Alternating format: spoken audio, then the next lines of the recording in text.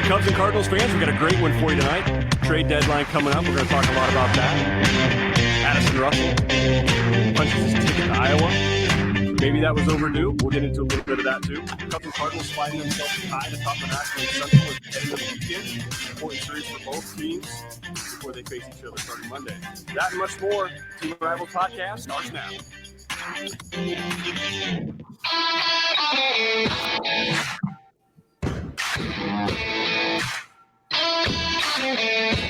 Smith corks one into right down the line. It may go. Go crazy, folks. Go crazy. There's the drive. Way back. At 19. It's moving. Playing a high drive to the left. Back towards the creek. He's at the track. He has it. And the Cardinals are world champion for 2011. A little bouncer slowly toward Bryant. He will glove it to go to Rizzo. It's in time. And the Chicago Cubs win the World Series.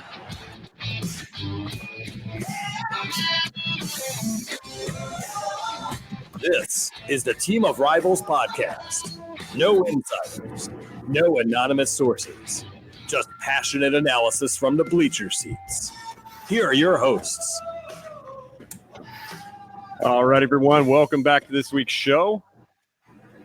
I'm not showing up. I'm a ghost right now. No, here I am. Oh, my God. This is great. We lost Brecklyn. She's on her way back in. Hope everybody had a great couple weeks. We are doing this bi-weekly now, just to remind everybody. So we got some big things to talk about tonight. I think we've got a deadline, a brand new deadline, a single deadline approaching in less than a week. We have some news on the Cubs side of a rather unpleasant situation, but it's taken another turn here. I'm sure Mr. Gaddis has a few opinions on that, and other Cub fans and Cardinal fans. We already know you have an opinion on that. I think we can hold off. But I want to see what our Cubs friends might think of this. And we have some other news for you. And we have a tie atop the National League Central. Amazingly enough, I can't even. I look at the standings and it's like a major typo. How are you guys doing? Doing better with the new standings. Not gonna lie. Yeah, I am too. I mean, who's going to complain? I'm not going to complain about it, but I'm also, as Pete likes to describe me as being circumspect. I'm not sold. It's a miracle that they were even within a couple of games. Now that they're tied, I'm happy, but I'm also like, okay, let's see you do this for an extended period of time. So without saying anything more, without going into our business here, Pete, we got to launch into in a second. I want to turn it over to you, Brecklyn, because you had something you wanted to address tonight. Yes. With this show comes a bit of sad news for me and some other people that I'm close to. I very unexpectedly lost a close friend of mine this Monday, Tom Rogers, who passed away. And so for this show, I know Tom was a really big Cardinals fan, and I know his dad was also a big baseball Cardinals fan. And that was something that, Tom would end up texting me just about every time the Cardinals would play and ask me some type of question. And so we wanted to dedicate this episode, especially considering that the Cardinals are tied for first place right now when this is airing, dedicate it to Tom and the Rogers family. So he will be dearly missed. Yeah, Brecklyn, so sorry to hear the news, and sorry that you lost somebody you knew and you considered a friend. And, nothing but thoughts are with his family. It's got to be a hard time. Yeah. Kind of something everyone's trying to kind of get past. I mean, it's still relatively recent news. So really just all of my thought and love to the Rogers family as well. So thank you guys for kind of letting me dedicate some of that time to him. No, absolutely. And that's I'll echo that sentiment for all of us. So we do have some baseball to discuss. Let me take a step back for a second. It is always hard, especially when you lose somebody who's young, who you know. It's really hard to think about them in the past tense, and that'll take a while for everybody. Brecklyn, sorry again that you lost somebody that you knew was close to you. Okay, that's usually not what happens on the Team Rivals. As a first for everything, it's sad news, but let's talk about something that makes all of us happy. It made Tom happy, and that is baseball. So, Pete, before we get into the baseball, do your thing. Well, if you're not listening to us live, or watching us live, I should say, on Facebook at Team of Rivals Podcast, you can find us online at teamofrivalspodcast.com. We're also on Twitter at Team of Rivals Pod and on Instagram at Team of Rivals Podcast. You can contact us by email at the show at teamofrivalspodcast.com. On Twitter, you can find Elliott. Maybe you can find Elliott. We certainly can. At TOR_Elliott. You can find Ron at TOR_Ron75. And you can find Brecklyn at Carry on cards. And with that, Ron, where should we start? I mean, talk about making people happy. Pete, did you rattle off my Twitter handle? You didn't even ask me. You didn't give me the pause. I know. It's because why bother? You don't care. In front of me. Yeah. I was prepared this time. I've got my account. Really? Yeah. Okay, let's take two. You can find Ron on Twitter at closed it. God damn it. TOR_Ron75. There you go. You got it right. All right, without looking. Okay. Let's start off. It's really I don't want to start this without Elliott, but I think he's going to be MIA tonight. So Pete, your thoughts on Addison Russell? You can go back as far as you want. You can talk about the recent. You can just talk about Addison Russell as in the form of just a baseball player and what that means to that team right now to have somebody on the roster who's not able to do their job. It appears very distracted, not focused. You can take this any way you want, man. I'm not putting the bumpers in the gutters for you so you can get a strike. So you do whatever you want. I think tackling the downside is probably the easiest part. This hurts the Cubs in that they don't have a true shortstop on the roster now behind Javi Baez. So if he were to get injured, they're in a real tight situation. They could muddle through a game with David Bodie, but it probably would mean that somebody else would have to get sent down in order to bring up one of the guys who's playing shortstop at AA or AAA. So that hurts them. And particularly defensively, he's still, for the most part, a good defensive player, particularly at shortstop. He brings a good glove to the field. But that's where the bad news ends with the Cubs. Because we discussed this early in the offseason.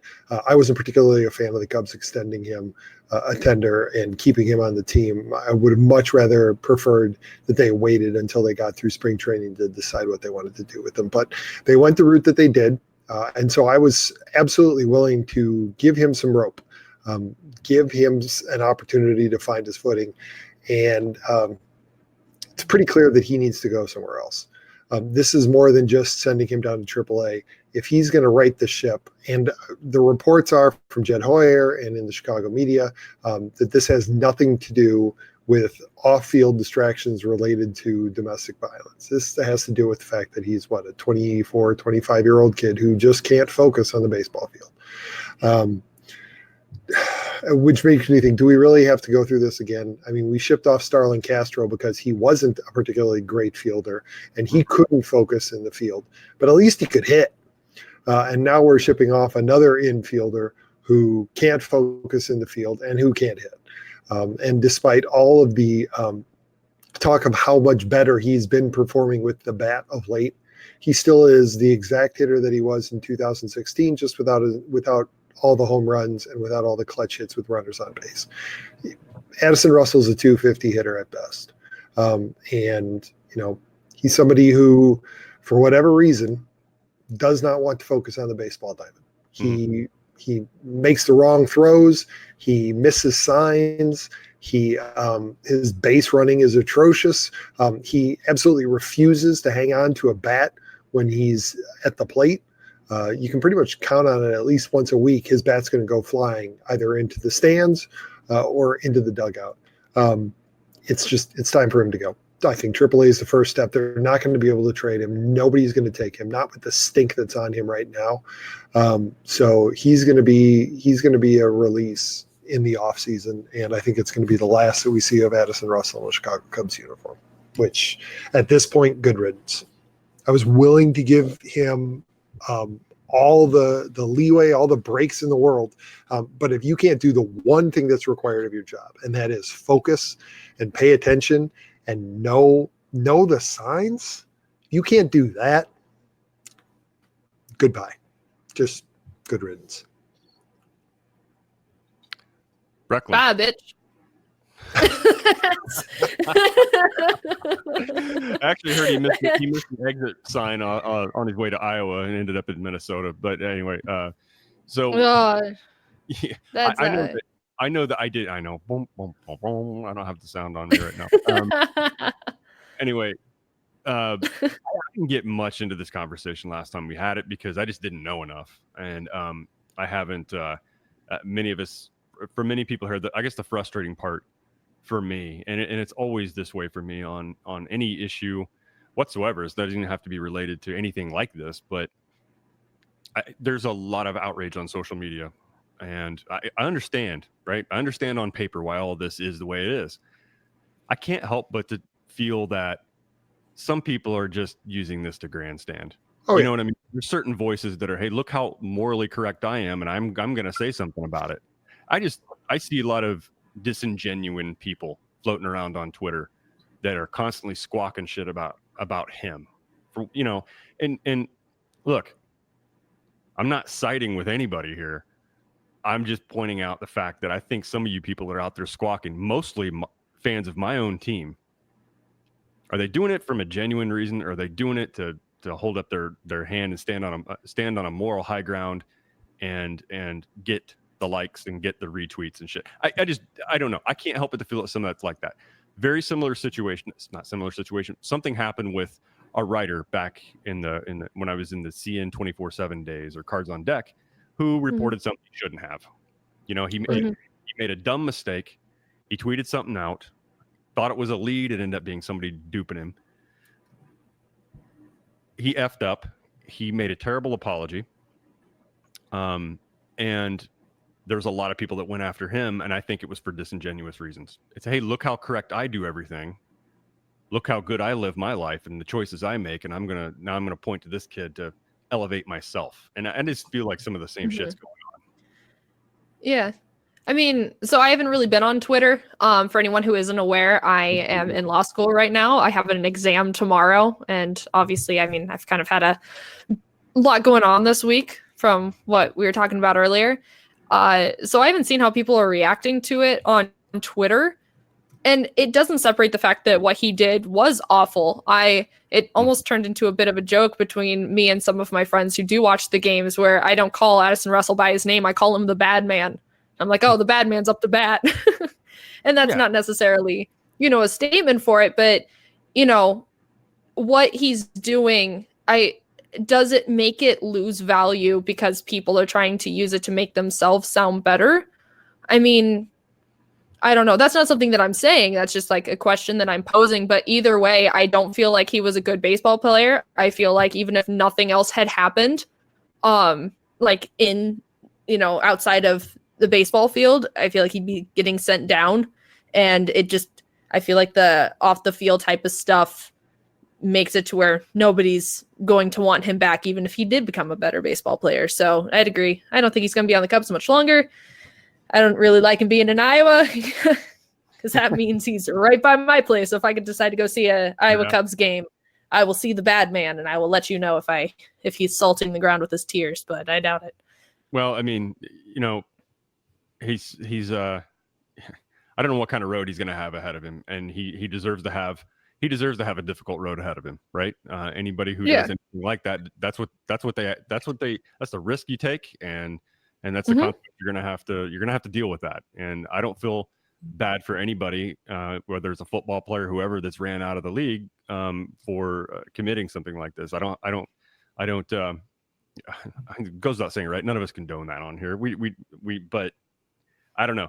When you see it from the same sources on social media who grandstand, it's frustrating for me. That's fair. I mean, just kind of, like what you were saying. I mean, in no way is that action ever good.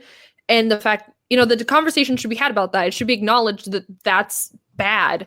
But then at some point, leave it behind you keep his name out of your mouth. It's something to where we're moving on and we're leaving him behind in the dust. And, he honestly doesn't deserve to continue to be spoken about.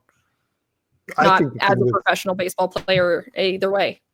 I think the thing that's going to keep him out of the league really isn't the domestic violence stuff. I mean, there are enough examples in baseball alone. Roberto Osuna or Aldis Chapman, Juris Familia, just to name a few, who have been picked up because they've proven useful. I think the thing that's going to make it difficult for him is that he's a good glove, but he's a mediocre hitter at best. And now he has committed the cardinal sin of admitting that he doesn't pay attention to the craft of the game. And that ultimately is what's going to keep him up. I think the only team that you're going to see take a flyer on him at this point are the bottom dwellers who need somebody just to fill out their roster. And they don't have a better alternative. But until he can prove that he's going to do something different, that he's going to learn the signs, that he's going to know the game situation and know that he should throw to first and not throw home. Until he can do that, I think his career is over. Yeah, I would agree too. Yeah. I mean, look, if you have a player that's basically admitting that I just can't, I'm not focused. I'm not paying attention I'm not doing the basics. I'm not doing the simplest things that are asked of a ball player. And that is something like just know the signs. Right? It doesn't take skill. It doesn't take athletic talent to study up, to pay attention. If you can't do that and your brain, you can't fully have your attention during the 3 hours a game takes every day. There's not a lot of big league Cubs that are going to deal with that. But your point's absolutely true, Pete. If his performance was there'd be a place for him somewhere in baseball. But if he can't focus, if he can't turn around, if he can't do that, his days are numbered. And that might be the last we talk. I'm sure we'll visit this topic again whenever the Cubs eventually release or just deal him. That we'll touch on it. Probably, unfortunately, we'll have to touch on it one more time. But after that, I think our conversations around Addison Russell will probably die off, and rightfully so. Good. So now that we can shower that shit off, I would like to talk. We have a very important deadline coming up. But maybe Jacob Foote, you could explain to me what Russell is cheeks, what that means on the chat here, if you don't mind. You're showing your age on. Maybe. Okay, so Kirk asks, who is the hottest team in MLB right now? Pete, who do you think the hottest team is right now? It's the San Francisco Giants. I would agree. They're a game above 500. And I know they lost to the Cubs yesterday, but it is incredible the ground they've made up for whatever reason, right? The Cardinals caught them when they were kind of starting on that hot streak. The Cubs obviously caught them in the middle of it.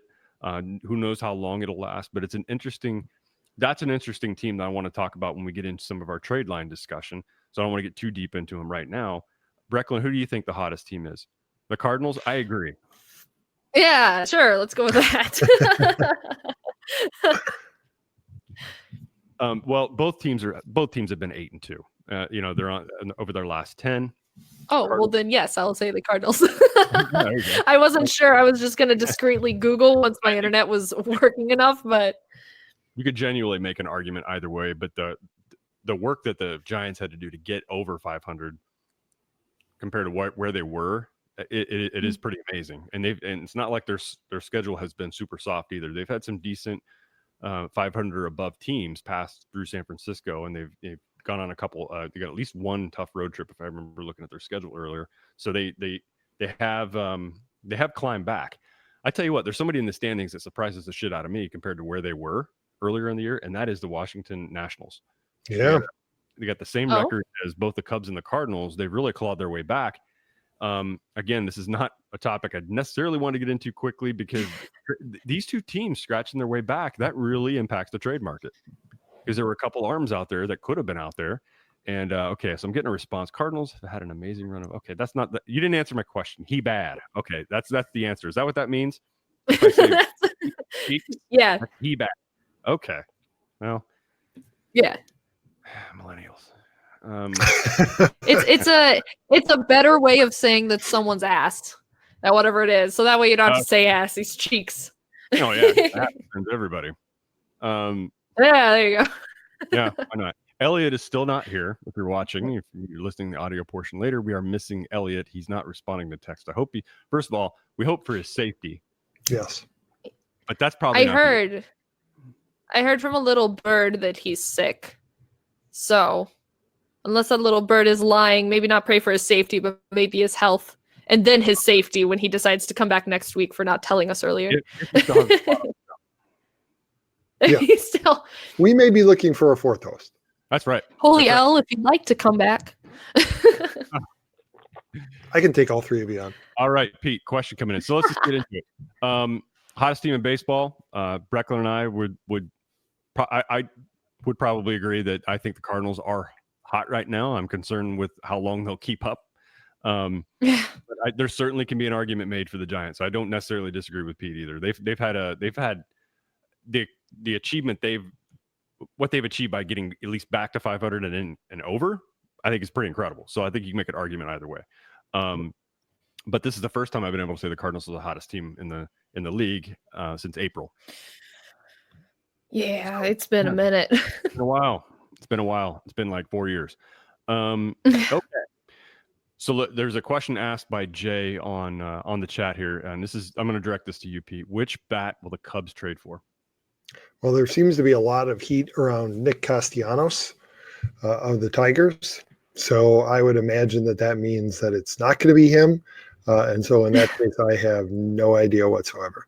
The Cubs do a pretty good job of keeping their cards close to their vest and not revealing what it is that they're planning to do around the trade deadline. So I would not be the least bit surprised if a trade comes out of nowhere.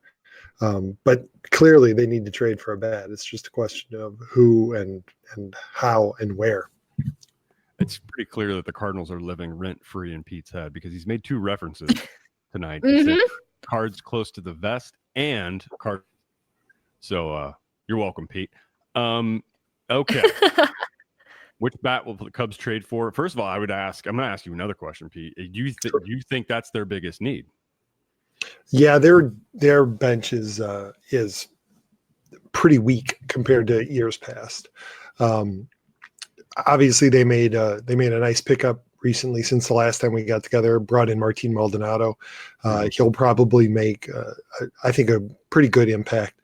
I think they can carry actually three catchers on the roster, given the versatility that Wilson Contreras and Victor Caratini have both exhibited. Caratini can play first base, so he can spell Rizzo. They've put Contreras out in the outfield previously, so they can do that. So they can carry all three, but I still think that they need somebody who can hit left-handed hitting, and preferably somebody who can play adequate defense. It's at the point now where Albert Almora has to become your fourth or even fifth outfielder, who you bring in for defensive purposes because he's just killing them at the plate. He's not doing anything. So anything that you can do to push him out of the starting lineup and onto the bench, while it doesn't strengthen the bench, it certainly strengthens the starting lineup and in theory, at least, makes them better. They certainly need some, I wouldn't say a loogie, but they need a pitcher who can be effective against lefties. So you assume that you're going to see them move on a lefty. That everybody's bullpen can be improved at this time of year once they know that they're in contention. But I don't think that left-handed reliever is nearly as important as another bat. It's clear that they're a bat short right now on the bench. Okay, I wasn't sure how you'd feel about that. I know that the Cubs bullpen has struggled a little bit, but I don't think it's going to be a bat. I do think they're going to go for bullpen help. And who are you going to deal? Do you have enough in your system? Because you're going to deal for somebody. You just mentioned the Tigers. The Tigers are clearly not in it this year. They're in rebuild mode. They're waiting for Miggy's money to get off the payroll. So they're going to want young, controllable talent. And do the Cubs have that? If that's the bat you're referencing, Or if you want somebody's in contention, what do you have that they need to improve their team? What So I've seen Kyle Schwarber's name thrown out there like for the third year in a row. Do you think he's at risk of being dealt, or do you think they're going to hold on to him? I think that at this point, they have to be in a position where they're willing to talk about just about anybody. So yeah, I think that Schwarber's name is probably being talked about. I imagine that Ian Happ is being discussed. And certainly Russell and Almora are probably in there as throw-ins to make the money work as well.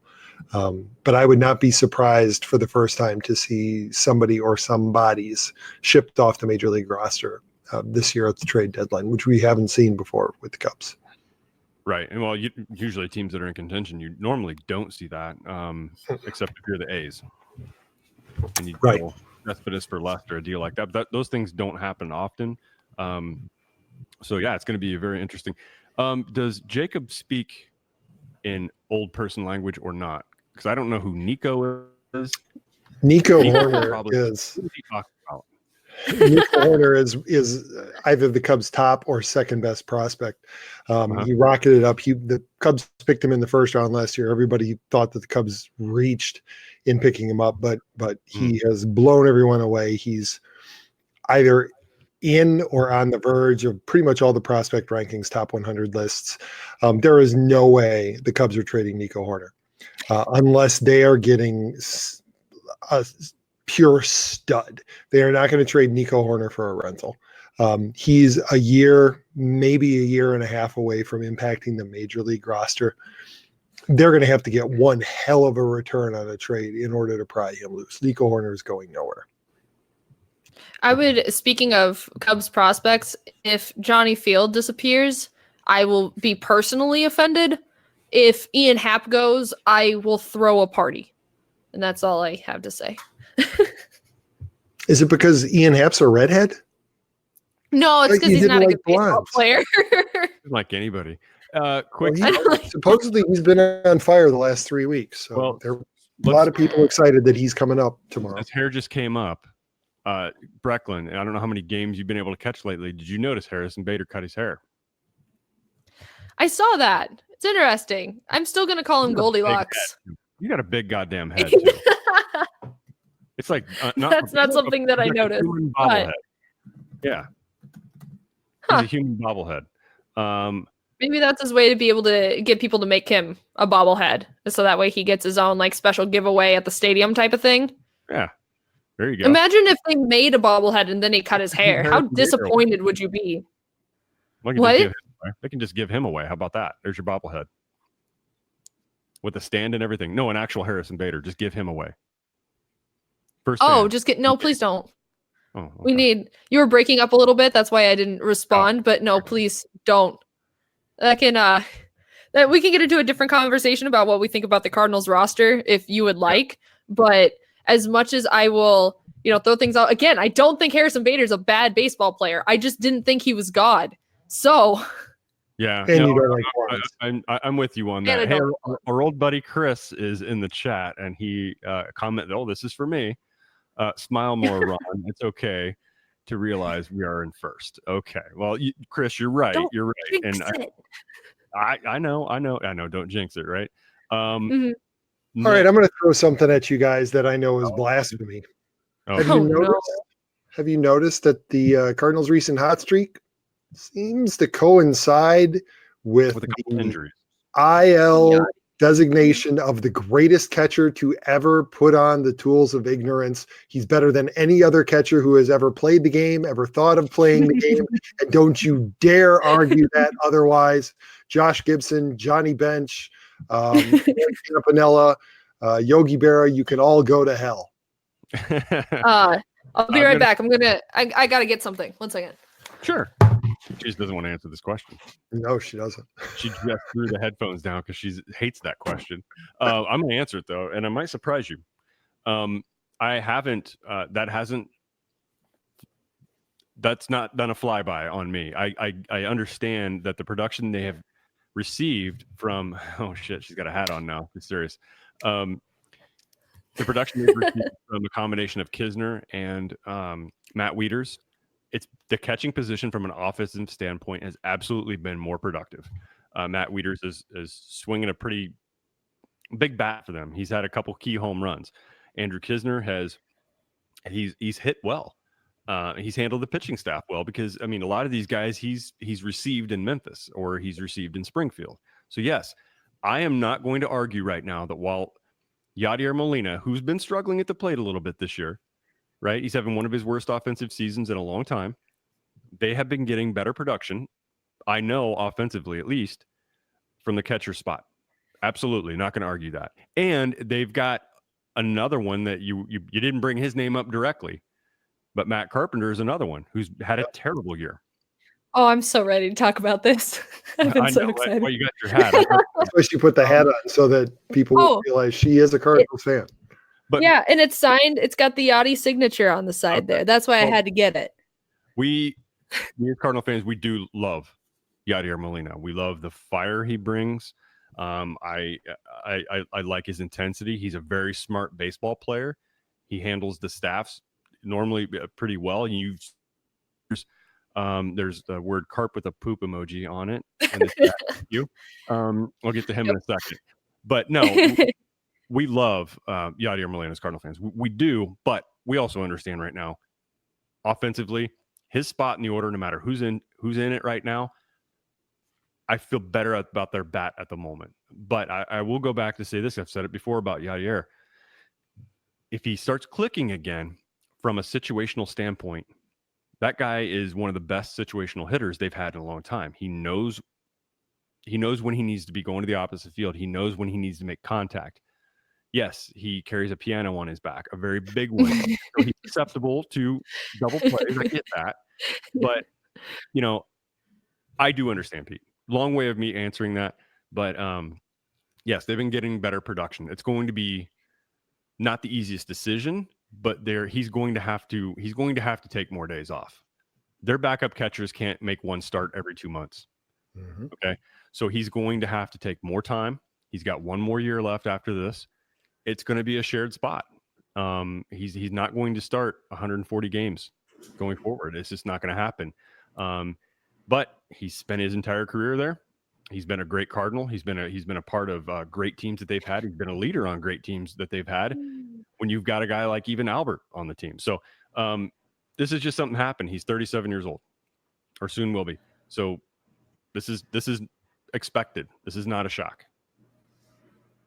Ooh, I was going to say that was a very cardinally correct answer up until you started talking about Yachty in the past tense. And then I was like, ooh, okay. A little farther than I was going to go. Well, I will say some of what you said just in a more direct way. Pete, when she's mad, she's moving around a lot more. Rocking back and forth. She's getting ready to stay. Go ahead. So Yachty's not the one that I've been excited to kind of vent about, but I will outright say that the Cardinals are a better team right now without Yachty on the roster for the moment. I mean, let him recover, let him come in. It can't be a full-time position, just as you said. If he gets it together and he can start producing better, then yeah. But for as much as Yachty is an irreplaceable player for what he brings to the team on and off the field, he also is valued as a baseball player who can play the game and produce. And if you can't produce, you can sit in the dugout and bring everything else to the team that you do, just not in a way that affects the scoreboard directly. I'm completely fine with saying that. I don't think it undermines the value of who Yachty is or what a great baseball player he is. Honestly, a lot of his greatness is marked in history, and the fact that he's even still playing is amazing. But there comes an end to everything, and I don't think that's a mark against who he is or what a great player he is. If anything, being able to share that spotlight and teach the people that are coming up after you to possibly try to reach that level of greatness would be great. But Yachty not playing right now and not watching that piano on his back is totally fine by me. Yeah, I don't disagree with anything you said. That was spoken like a true senator. Brecklyn, you are on. Thanks. And have you seen people can actually throw baseballs from third base? I haven't seen that in a Cardinals uniform all season. It's always like it was one year we have one arm on the left side that has to use every ounce of their body to get a ball over to first base. It is pretty funny, actually. It's so bad. He has to put his entire body into it. You'd think it was my uncle at the family cookout. He's trying so hard. It's like it's bad. David Eckstein. That's not 6 foot. Yeah. Yeah. Right. Yeah. Well, since you kind of moved over to Carp, I do want to address that and the poop emoji that showed up here. Hey, Corey, what's up, man? Yes, I'm getting ready to talk about Carp. Corey, go ahead and throw in on the chat if you don't mind. I believe more so than Yachty right now, that not having Matt Carpenter in the lineup every day has been fantastic. Correct. Tommy Edman. Now, again, I'm going to just put a disclaimer on all of this going forward. These guys are young that are with the Cardinals right now. They've not done this for a long period of time. They're relatively new. The league hasn't been able to adjust to them yet, but they're going to. So seeing what these guys do through August and into September is really going to give us a better picture about who they're going to be and what kind of role they're going to play going forward. But I tell you what, I am not giving Mike Schilt credit yet. I'll give him credit when Carp eventually tries to work his way back and gets back. Is Mike Schilt going to put the best team on the field daily, or is there a loyalty factor to where got to play the guys that we're cutting the checks to? I'm going to reserve my opinion on Schilt until I see that, and it's probably going to be sometime next month. But I love seeing Tommy Edman play. I love seeing him in leadoff spot. He's been a spark plug. I'm not trying to get too overexcited, but he's been much of what the Cardinals have been lacking over the last few years. He's solid defensively. He can play a lot of positions. He's fast. He's been getting on base, and I love seeing it. And I will say the same thing about another player who they can't take his bat out of the lineup lately, and that's been Yairo Munoz, he's a good hitter. I mean, he just hits, and he's very athletic. And hell, he played in center field the other night, and he's made very few starts out there. But these guys have provided a lift, and I want to see that lift be sustained. All right, what's going on in the chat here? Okay, well, he agrees. Damn it, I was hoping to see somebody in opposition. Maybe talk about my overbite when I smile or something like that. But no, I didn't get that. I'll be in opposition. Personally, I want to see Matt Carpenter get more time in the number 1 slot of the Cardinals lineup. I want him back as soon as possible. Of course you do. Of course you do, because you hate my happiness, Pete. All right? He does. That's it. I've been so excited for Tommy Edman to come up. I was watching him when he was playing in the minors. I was waiting for him to get called up, and now that he did, I am very happy. I am Jairo Munoz. I will agree. He is also great. I just am very biased against towards Tommy Edman, because I think that he's just been doing great for a long time, and now he's continuing to do great. And we got rid of a lot of duds in the lineup right now. I'm not afraid to say it. I don't care that their jerseys are the ones that sell the most. They can't play baseball anymore. Show them that there's some young hotshot that's ready to take their job. Yeah. You can still be on the payroll and not play. Well, and here would be the interesting thing to see, right? So Carpenter, I think he led the effort into going down to, I do believe it was Memphis, to a minor league stint, 3 games. It'd be interesting to see. He was slated to return tomorrow. I don't know if he's going to. He played his first 2 games he played down there. He didn't have a hit. I think yesterday or day before yesterday, he struck out 4 at bats. He struck out twice, went 0 for 4. I mean, something's wrong. He's not back yet, and I would like to see him take more time. To try to get something right. If nothing else, I'd love to see him come back up and at least be valuable off the bench. And if he can contribute at that capacity, I'm totally fine with that. But don't hand him the keys to the car as soon as he's back. Please, God, don't. Because that'd be nice. It's been they're at risk of missing the playoffs for 4. Now they're in good position today, and we'll talk about the test they've got coming up, because their schedule coming up is going to be a really good test for them. But you got to have your best team out right now. They're in a dogfight. Loyalty can't factor in right here. Listen, all I'm saying is Matt Carpenter and Marcell Ozuna are not on our team right now, and we're tied for first place. So if anyone would like to come at me, they can, but those have been continual complaints I have had all season. And talking about Yachty, he is to a lesser extent. Like if I were to rank different things, I would say that, Carpenter, Ozuna, and then Yachty being at any part an issue is much lower on the list. And I'm not saying that out of any Yachty bias, but just because it hasn't been as blatantly noticeable as Ozuna and Carpenter. And so when they do come back, please take as much time as you need. Maybe next season. It's fine. We're doing okay. And that's so harsh to say, but I'll say it. I don't care. Pete, I think somebody came in a little bit late on the chat here, but Jay asked, will the Cubs trade for a reliever? Do you want to address that? Yeah, I think they do. I just think that it's lower on the priorities. I think their first priority is going to be to get a bat. But they may have a lot of options. The minor league seasons are getting close to coming to an end, and the reliever that they need may not be somebody who they trade for. It could be somebody that they bring up from Double or Triple A. Yeah, so we'll Corey doesn't think Carpenter's back tomorrow, and I would agree. I don't think he's going to come back either. I think he's going to take a few more. He's going to try to get in a few more games to get something going, to knock some rust off. He's probably willing to try anything. You know what? I will extend him a little bit of credit if he's willing to do that. He was willing to go down for a rehab assignment. The Cardinals have been known for guys being out on rehab, being out on the IL. Sorry, we can't call it disabled anymore. They're on the IL, and they've been known to put guys right back on the major league roster and into the lineup. So I do give him credit because he could have refused to do that, but he's done it. I'll give him even more credit if he's willing to stay down there a little bit longer to try to figure out what the hell is going on and what's wrong. Maybe trying to hit the left field every once in a while would be a good place to start, but what do I know? Anyway, another question on here, and it's already scrolled by. I'm sorry. Ask that again.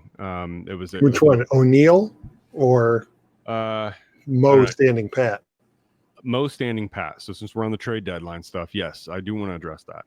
Now, Mo has been on record, at least at this point, saying that, they're looking for bullpen help from the left side. And there's certainly a need for that. But if you look at how many innings the starters have been contributing, even in this hot streak, I think Michaelis got 5+ innings today. I don't have the box in front of me, but and they played while I was at work, which pisses me off, so I couldn't watch it. But I believe Michaelis got 5+ innings today, maybe even 6. But you look at the games prior to that, there have been very few that have been able to get past 4. Ponce de Leon, I know, didn't last very long. Adam Wainwright lasted 5, I guess. There's been too many games where it's going to catch up to their bullpen. Their bullpen has older guys and it has a lot of younger guys. And we all know what happens in September when they're overused. I think it's most important that the Cardinals go after a starter. And I believe that they have the pieces in their system. And they have a few on the major league roster. No, I'm not talking about Dylan Carpenter. You're not going to get shit for him. You're going to get that poop emoji I just saw a little while ago. You're not going to get anything for some of these veterans that you need to most think we just need to clear out, right? You're not going to get anything for those. It's not what's going to net you a starter like Stroman. It's going to take significant talent. And for somebody like the Blue Jays who are looking up at Boston and New York, it's going to take somebody young who has a lot of value. And dare I say it, but they're probably going to ask for somebody like a Dylan Carlson, who is going to make most people puke in their mouth, because we don't want to trade somebody like that. Right? We hear a lot of good things about him. He's a hell of a hitter. It might take a name like Nolan Gorman if you're going to net somebody like that. I just don't know who else they have on the major league roster that's going to get you that thing to a team that has a player like that who's looking up in the standings for this foreseeable future. They're going to want young, controllable stuff. And Harrison Bader's not going to net you Marcus Stroman either, folks. Oh. Word is that out here. Noah Syndergaard is being shopped. Would you want to see the Cards make a move to get him? I mean, he's got 2.5 years of control left. That's going to be a hell of a price tag, I believe, because not only are you trading for somebody who's going to, yes, but I don't know. He's a blonde, so maybe Brecklyn doesn't want him. But what I love to see, he's on the list. We'll look past him. Okay. Chris Hemsworth, would you not want him on the Cardinals team?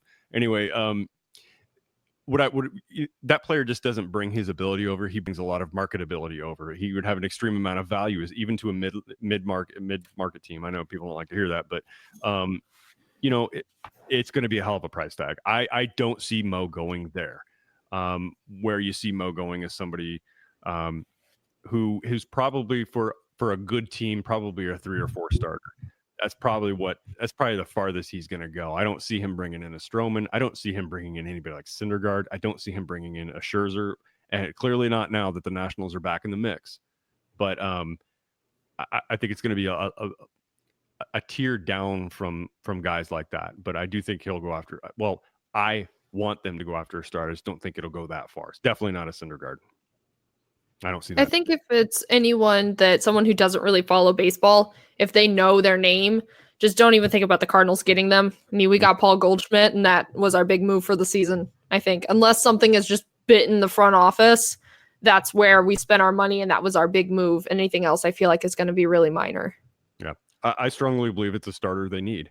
If it's a starter they can get that gets deeper into games, it takes that much pressure off the bullpen, and they have a lot of options for the bullpen. So there's still guys in the minor leagues. There's Helsley, there's Cabrera, and you question whether he's really ready to come up or not. But they have options for that bullpen. Dulles. I guess not Dulles. Just bullpen. Seeing them go out and get another bullpen arm, which is kind of the go-to thing. Oh, we need another reliever. Check. That's not what I think they need this time around. I think they need a starter, which is amazing because we thought that was their place of depth, going into the year, and it's not. Yeah. I mean, I'm still nervous about the bullpen. I don't know. It's just something that's going to be something I'm nervous about until I'm very secure in it. And I don't know, talking about the trade deadline, talking about the Cardinals, do I think they're going to do anything? Honestly, I'll be surprised if they do. And maybe that's just because I'm ignorant and I don't have much faith in the front office. But at this point, if they do anything, I'll be very surprised. So, yeah, eh. I will too. If it's a move for a big name starter, I would be absolutely shocked. Especially. Oh, I'm sorry. Go ahead. No, I believe that the offense has shown enough life and potential lately. Goldie's homered 4 straight games. We had DeYoung that homered 3 times yesterday. I think that, or the day before yesterday. I'm sorry, I'm getting these games all mixed up against Pittsburgh. But the offense has shown enough life to where I believe that that's probably not the route they're going to go. I think it has to. It's going to be an arm if they make a move at all. It's a question of will they just go back to doing what they always do and bringing in a bullpen arm, or will they go after a starter? I want them to go after a starter. I don't know, Brecklyn. I kind of agree with you. I don't think it's going to be a big name. I think it's going to be a name we're familiar with, but we don't go, eyes roll back in our head over hearing his name. It's going to be another Bud Norris situation. Is that what you're telling me? Yeah. Well, I mean, especially. I was going to say you were talking about trying to trade some of the younger players for a big name player, something like that. That makes me a bit nervous too, because as we were saying, some of the veteran players that we have are really where we're starting to lag a little bit right now. Do I think we're going to be trading any of them away? No. For me, trying to think that we're getting rid of some of that young blood, it also makes me nervous just because I have faith in the Cardinals system right now and a lot of the players that we do have on our AAA team. I think that there's a lot of potential there that we would be able to use really well. So the idea of trading any of them away, even for something that'll help us now, makes me a little nervous because in the long run, I think that they could help us so much in the upcoming seasons that I worry about what we're trying to do now when we do have some of those players that are lagging versus what we could have in a few years when almost the entire team would be relatively fresh just from our own farm system. But so only, I don't completely disagree with that. But the one thing that holds me up on that though, Brecklyn, is looking at what the farm has produced. And yes, there are starters that have come up through the St. Louis system that are there now, and they're kind of in Young's being, the one that pops in my head the most because he's grown up in the system. He's going to be their shortstop, no doubt.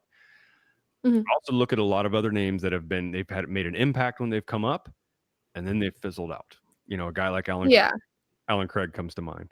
And you see that with guys that we were all excited to see come up, but they just haven't stuck there. Like the Cardinals system hasn't produced a star, right? And I'm talking a legitimate star player. So while I know they can develop players, I think sometimes it can bite you holding on to that potential. Like you're holding on to that card. It's a potential. You don't really know what you're going to get, but you have high hopes for it. And I think Mo has just been guilty a little bit of holding on to too many of those for too long. And eventually they lose their value and you can't do anything with them. So I am worried about that versus, hey, I'm going to take the risk. I'm going to ship a couple of these guys off and get a known coming back, right? Get something known that's sustained, that's been in the big leagues for a period of time. So you know what you're getting. And I just don't see them do that very often. In fact, I see a lot of extensions to guys that makes me scratch my head. Matt Carpenter being one of them, Colton Wong being another, Steven Piscotty being another one that they extended these guys, bought their arbitration years out and maybe a year plus or 2 years plus on their deals. Point to one that's worked. I can't. Yeah. I mean, I don't think Colton Wong's doing a bad job at all. I don't really disagree with the Colton Wong one, knock on wood. I agree with what you're saying. I think to put a finer point on what I was saying before is rather that I hope that we don't trade away defensive ability when looking for a pitcher. I'm not sure if I phrased that correctly. I don't want us to trade an infielder and outfielder for a bunch of pitchers because that's where I see a lot of our talent. If we were trading pitchers for a different pitcher, I would feel more comfortable. Well, this is set some of Cardinals Twitter on fire. I think O'Neill is a pretty solid trade chip. I think they need to play it. I don't know what their plans are for Marcell Ozuna. I really don't. But get rid of him, I hope.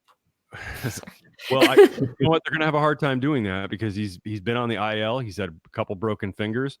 I don't think he'll get enough games in, and I don't know if he'll even be back up before the deadline. He may not even. It's likely that he's not even going to be back up by the deadline. So I just don't think they're going to be able to get much for him at all for a rental who's still injured and you don't know what kind of condition he's going to come back in on. So I think they're kind of screwed with this Ozuna situation. And I don't know if they really want him long term or if they're going to let him walk at the end of the year and just Pete, remind me, is there in the qualifying offer like this, is there still a compensation pick tied to him? Yes, there is. Yeah. Okay. So, I mean, they'll get a pick and that's about all they're going to get. I just don't think they're going to get anything for him. Before he got hurt, he was their biggest trade chip. I think Tyler O'Neill still could be significance, probably overstating a little bit, but I think that's one outfielder that they have an excess of in the minor leagues. Dylan Carlson, just a name I mentioned a while ago. Adolis Garcia. Dolis Garcia being another one who's doing really great. Yeah, a Rosarina is another one. So it's like I think they've got to be considering that he's part of some type of deal if they want a deal for a significant arm. I tell you what, though, one thing to remember about Ozuna is they have to make a qualifying offer in order for them to get that compensation pick. So who knows? He might take it. Yeah, he might. Which, you know what, I would have no problem with, right? It would be what is it, like somewhere around 18 million, in the neighborhood of 18 million for a qualifying offer, probably going this year, right? I would be okay with that. I would be completely okay with that. A question that came by a little bit earlier, I didn't have time to address it, but which Martinez is more valuable to the Cardinals right now, Carlos or Jose? Brecklyn, what do you think? Jose. Wait, have Peter explain while I think. Yeah, right. Since Pete jumped on that, you want to explain while I try to remember what Carlos has done recently? Well, that's exactly it. He's been good. It's not been good. He has struggled. He's given up a few runs. I mean, while he's netted a few saves, they've been like the classic days of Jason Erzinghausen putting like 3 or 4 guys on base before you close the game out, that kind of thing. Kind of like Craig Kimbrell. But Pete, it depends on how you're looking at it. He's more valuable as a potential, Carlos Martinez is, but what you're truly getting, you're right. Jose is giving you better production for what he's asked to do than Carlos Martinez is asked to do. Different roles, you're getting more from Jose. And it's far more entertaining to watch Jose Martinez step into the plate and get ready to swing. I mean, that 10 seconds is pure gold. That's fair. Any hitting instructor, but probably showing that video to kids and saying, don't do any of this. because Mhm. you're not 6'7" and can't make up for a mistake with, a wingspan that could like carry a pterodactyl halfway across the continent. You can't do it. This guy can, but you I can't like that. do it. Yeah, I reached back into the Jurassic period, Cretaceous period for that one. I didn't. Okay, Good to know. I mean, you were around for there, right? For that. sure. Yeah, I don't know what cheeks meant. Sure. So sure. I guess that. All right. So we all have a couple tough schedules coming up. The Cardinals are going to get a real good test coming up, right? So we're on this high. We face the Reds, we face the Pirates, and so now what we've got coming up, we have the Houston Astros coming up this weekend. They're coming to St. Louis. They're leading their division. They're a really good team. They've got great names on their roster. They can hit. They're looking for an arm too. I'm not ready. I'm not emotionally ready. Followed by, I'm happy. I don't want it gone, Ron. No, I don't either. Astros are coming to town, though. It's going to be a really, really tough test for the Cardinals. Like, what are they really made of? What can these young guys do against a guy like Justin Verlander? And then followed during the week by the Cubs. The Cubs come to town. That's always – these teams are not going to sweep each other in their home parks all year long. That trend is going to end coming up. You sure about that? 2 out of 3. I don't know, man. If it doesn't, what do we get to do to you? Yeah. I'm not putting any money on any scenario. I have no idea. It's funny as hell that they have not won a game in the other's park this year. It's actually entertaining. But I don't think that trend's going to continue. The Athletics, they have to visit them out in the West, followed by the Dodgers. So the Cardinals have a tough schedule coming up. It's going to be a challenge. We're going to really see what this team's made of. Look, it's one thing to beat the shit out of the Reds and the Pirates. It's another thing to actually compete against the teams that you would potentially face in the playoffs. They haven't done that very well this year. They didn't do it very well last year either. So This is, what are you guys made of? Hopefully not Matt Carpenter and Marcell Ozuna. Otherwise, we're made of not playoff material. No, you took the words right out of my mouth. That's kind of what are you going to stay with the guys that have gotten you here to this point today, or are we going to revert back to good old boy club? I don't know. We'll see. I'm just not excited to come back in 2 weeks and for Peter to be like, I missed this spot as he's sitting on top of the throne of the leaderboards. Drinks out of the 2016 champions. He's like turning sideways to the camera, gets the whole logo. Yeah, I know. Yeah. Well, he's wearing the champion's hat right now backwards. He's just being nice so that way we don't see it. But he hasn't talked all that much this episode because he's like, you know what? I'll give it to him. But they don't get it very often. So I know I just said the Cubs schedule seems to be tough for them. And I think it is in a way. Pete, you guys have the Brewers for six of the next 9 games and the Cardinals sandwiched in between, right? Like, so most might look at this and go, well, that's kind of a softish schedule, and it's followed by the A's who are a scrappy team, and then the Reds who for some reason can pitch really well at times and can give you a hard time right down the stretch. So I wouldn't call this an easy schedule either. Do you think is this the test as though I've thrown it for the Cardinals for you guys, or you think this is, if the Cubs want to take care of business, right now is the time to do it, right? Yeah, I don't know that this is necessarily the test, but I think that this is an important stretch for the Cubs. If they want to put a stranglehold on the division, the next 9 games are going to be a big part of that. Yeah, absolutely. And then, I'm not going to go through the schedule the rest of the year for either of them, but I think the next time we get on here, barring absolute avalanche of trades that are worth talking about, and we can't keep ourselves away from the microphones next week, it'll be interesting to kind of give a status update on the next 12 games that both these teams are going through, and it could be quite a different look in the standings. The Cardinals have faced the Brewers a lot. They're not facing the Brewers over this stretch, but the Cubs are facing them for 6 games. So we'll see what happens. Is Milwaukee going to continue to fall apart and make it easy, or are they going to fight back? Bats waking up, pitchers being able to at least throw adequately enough to allow that offense that has a lot of bats in it. Listen, Christian Yelich and Keston Hiura, I think, are the only Brewers that remember how to play baseball. Mm-hmm. And so it depends on who can remember to play baseball off of the Cubs for those games. But I don't think it's that hard of a matchup than maybe even we realize. Because while the Brewers are a formidable opponent, I mean, obviously we've been playing hopscotch with them in the top of the standings. It's also the point of we are all playing hopscotch because none of us are really that good. So I don't know if it's that big of a test. Well, there's an argument for that too.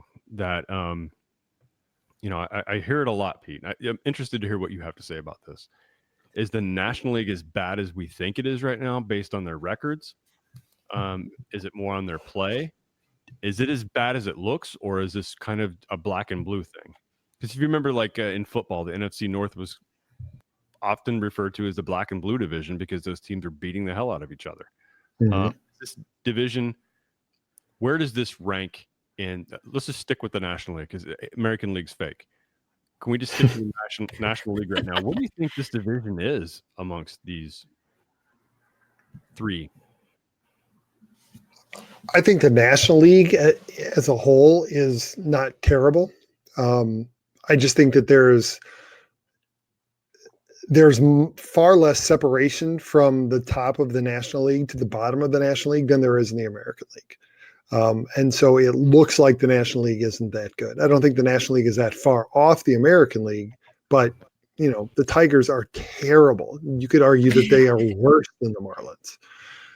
Because at least the Marlins are bad with young players. The Tigers are bad with old players, which means that they're not going to get better Anytime soon. Anytime soon. As far as the Central, we're starting to see some separation. The three best teams are starting to play like the best teams, and the two worst teams in the division are starting to play like it. So the top three teams in the NL Central are 2 games apart, and then you go down to the Reds and they're 8 games back. So there's finally some separation in the division. But I think it's more parity than it is terrible. It's not that the teams are bad. It's just that they're all about the same talent level and the same quality. And that's why I don't think that any team has been able to really separate itself from the rest of the division. And I think that's why this year's trade deadline is going to be particularly important. I mean, look, in less than 5 days, the Brewers lost 2 pitchers to oblique injuries. And yes, I know Jaleese Chacin hasn't been good this year, but he's probably better than who they would call up. So the Brewers need to make a move.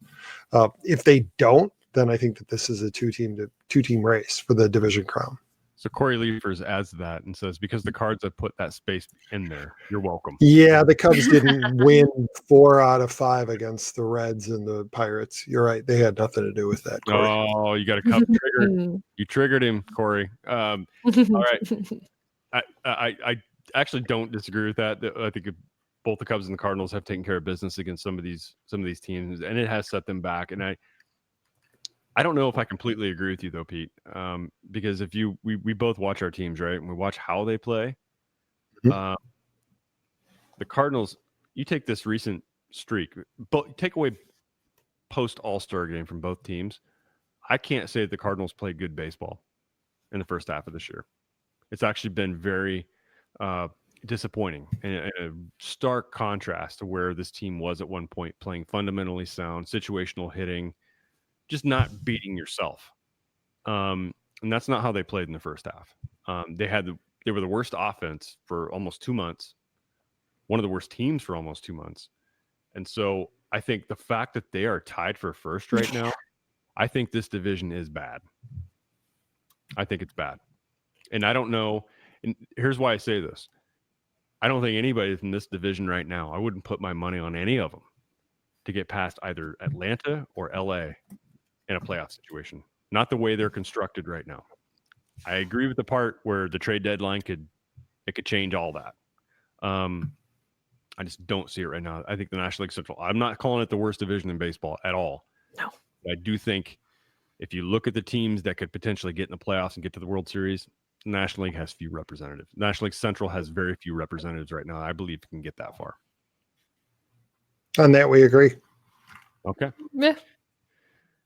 I mean, all right. We covered that last show. I felt like doing it again. He's getting older. You forget. He forgets what's going on. I just didn't want to say it again.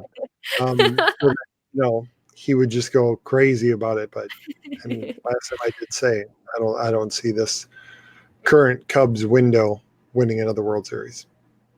Yeah, I would agree, and I'm not going to say the same thing about my team because I can't. I'll be flamed. Thank you to everybody that participated tonight in the chat. It was great to hear from some of you. Sorry we couldn't get to every single question there, but I'm selfish with the mic, and I don't like addressing others with my own voice, and that's just how we kind of roll around here. All right, Pete, one more time. Yeah.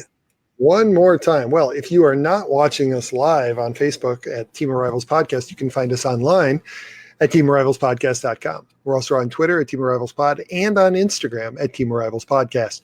You can contact us by email at the show at teamofrivalspodcast.com. On Twitter, you can find the sick Elliott Dewey at TOR_Elliott. You can find Ron at just as he took a drink. Really? TOR_Ron75. Got it. And you can find Brecklyn at Carry on Cards, spelled CAREY. All right. Oh, sorry. Oh, whoa. Bad mistake. My bad. If you're listening to us after the fact, why not give Radio Public a try?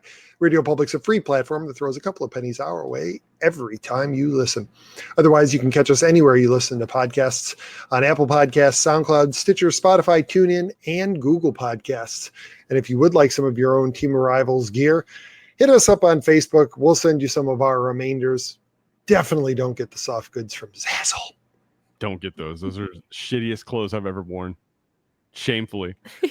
All right, everyone. Again, I want to thank everybody who's on the chat tonight and contributing. Love you all so much. We plan to be back here in 2 weeks, but if shit hits the fan next week and there's a lot to talk about, we'll be there to clean it up. Can't guarantee all four of us will be on here, but we'll try to get all four of us on here. And Pete and I are working on one thing possibly before the Cubs series where we can team up with the Cubs Cards Cast, link up with those guys again. I'll reach back out to him, but that'll be a fun one. It's always fun to connect with those two guys. Dan's been angry with John Mozeliak so much that he has been like a recording on Twitter for like 6 months. But I love it, and hopefully we can connect with those guys and do a bonus show before the Cubs Cardinals series. But until then, we'll talk to everybody in a couple weeks, unless some good stuff happens and we can talk about that. All right, everyone. I love you all so much. Bye-bye. Bye.